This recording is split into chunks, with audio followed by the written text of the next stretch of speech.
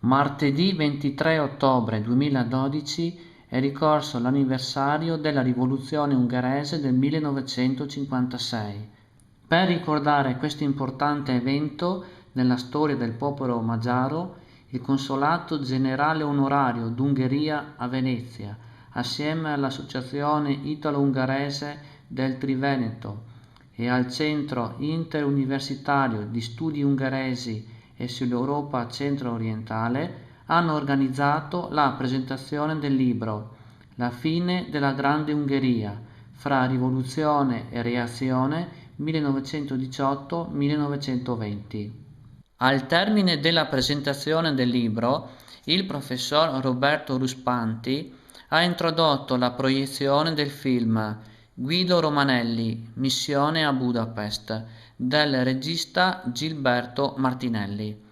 Questo documentario racconta la missione del tenente colonnello Guido Romanelli, inviato nel 1919 a Budapest come plenipotenziario delle forze vincitrici della Prima Guerra Mondiale presso la Repubblica Bolscevica dei Consigli di Bela Kun. Ma ascoltiamo dalla viva voce del professor Ruspanti chi era e per quali ragioni si è distinto questo ufficiale italiano a Budapest. Il film naturalmente è un film documentario, fa parte della trilogia, non so se qualcuno già l'ha visto quando lo presentammo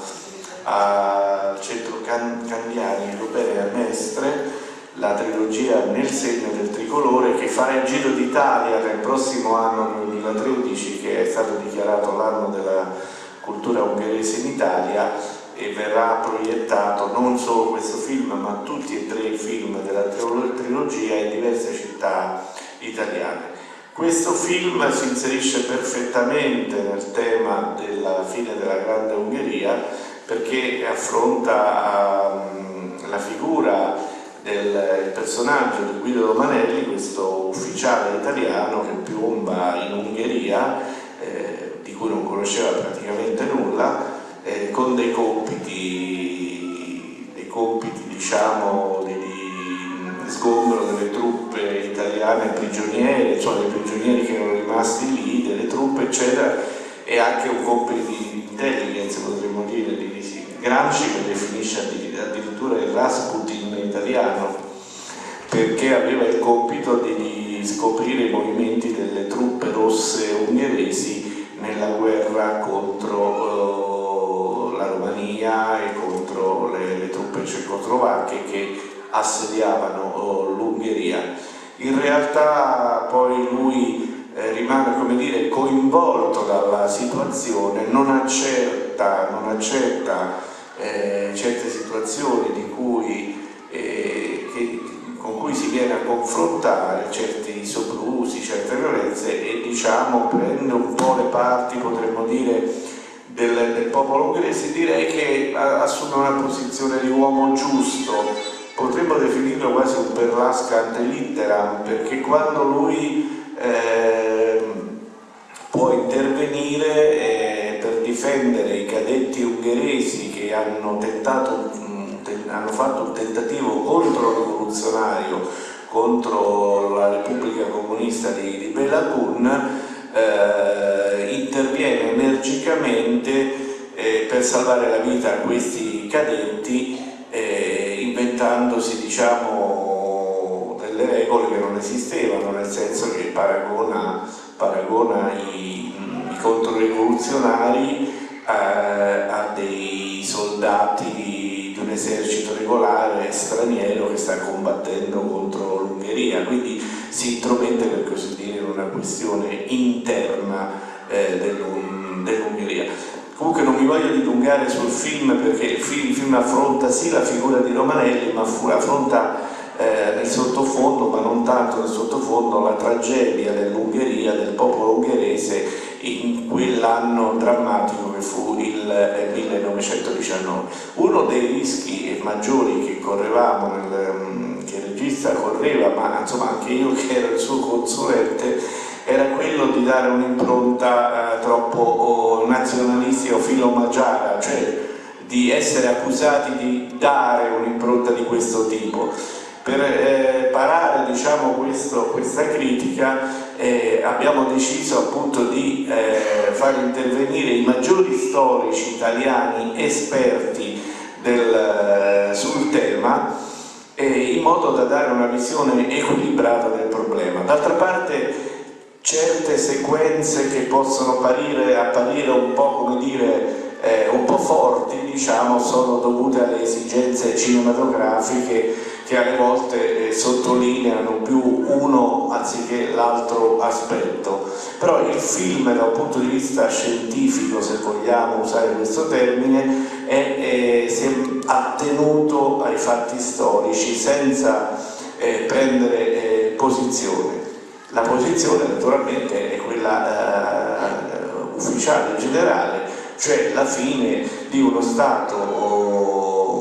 di un grande Stato che è stato, come dire, considerato l'unico quasi responsabile dello scatenamento della guerra mondiale assieme alla Germania. Pensate che persino l'area occidentale dell'Ungheria, il Burgenland in Austria, che faceva parte dell'Ungheria, è stato regalato alla partner ugualmente sconfitta Austria dal trattato del Trianon, cioè si è arrivati a delle cose assurde. Questo non significa che asetticamente uno difende lo stato quo così com'era. Sappiamo tutti che è un film questo, insomma, dovrebbe non emerge perché chiaramente si parla soltanto dell'ingiustizia generale del Trianon, però ricordiamo che noi sappiamo tutti che la popolazione magiara nel Regno d'Ungheria era solo il 48% dell'intera popolazione del Regno d'Ungheria, e quindi in alcune zone sicuramente la maggioranza della popolazione non era magiara. È anche vero che in alcune zone anche distanti dalla capitale, non so, come la terra dei Székely, Székelyföld, Marosvásárhely, Dirgumures, oggi in Romania, quella zona per esempio era fortemente, compattamente abitata da popolazione magiara, o città come Nagyvárad, oggi Oradea, scusatemi, era nel 1918 aveva una popolazione al 97-98% magiara. Anche lì ci fu un problema di una ferrovia, bisognava far passare una ferrovia fuori dal territorio ungherese per paura che le truppe sovietiche potessero facilmente arrivare nella Ungheria di Belagun e aiutare i bolscevichi ungheresi. Quindi diciamo ci sono vari problemi. Oggi si sta rivedendo, diciamo, si stanno riconoscendo certi errori. L'importante, ecco, questo è un appello che uno vuol fare, non chiudere gli occhi, diciamo, di fronte a certi avvenimenti, a certi fatti storici, ma nello stesso tempo bisogna anche dire le cose esattamente come stavano, sia da una parte sia dall'altra, quindi anche sulla composizione generale della popolazione bisogna dirle le cose, insomma, qual era e quale non era, insomma, altrimenti si rischia poi di dare un'informazione poco esatta. Oggi io sono dell'idea che non si possa parlare in Ungheria di revanchismo territoriale, perché questo sta solo nei elementi di alcuni, come dire, persone ideologizzate, marginali nella Ungheria attuale. Però certamente, e così come è giusto nell'Europa unita, parlare della difesa delle minoranze, e questo mi sembra un discorso ragionevole, e l'Ungheria, questo in Europa lo sanno solo gli esperti, di minoranze negli stati confinanti ne ha più di una, quindi io parlerei sempre a conclusione di difesa dei diritti delle minoranze, non discorsi così nostalgici che oramai lasciano il tempo che trovano, anche perché se Oradea a Nagyvárad nel 1918 aveva 98% della popolazione magiara, oggi le proporzioni si sono, non dico invertite del tutto, però la popolazione magiara costituisce una minoranza e questo è il dato di fatto. Certo, se uno guarda nell'ottica storica millenaria dell'Ungheria viene a scoprire che la tomba di Rákóczi, il grande principe transilvano, sta a Kassa, le tombe reali stanno a Gyulaferva o nella stessa Nagyvárad ci sono reminiscenze molto importanti storiche dell'Ungheria. La storia non si cancella. Il Trianon ha cancellato quell'Ungheria lì. Oggi molti di noi pensavano che con l'Unione Europea certe problematiche si sarebbero superate, gran parte lo sono superate, e l'importante è che i vari governi che si succedono nei vari paesi, Ungheria compresa, si rendano conto che nel XXI secolo si può solo parlare di difesa dei diritti delle minoranze e non si possono fare discorsi di tipo così revanchista, nazionalista. Però è anche giusto, e chiudo su questo punto,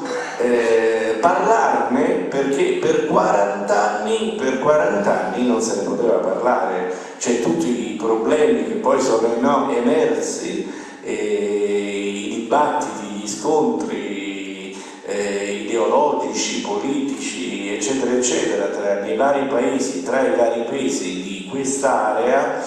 sono stati, come dire, prima ibernati e poi sono ritornati a galla. Noi ci auguriamo che i dirigenti politici di questi paesi sappiano, diciamo, affrontare questi problemi in un'ottica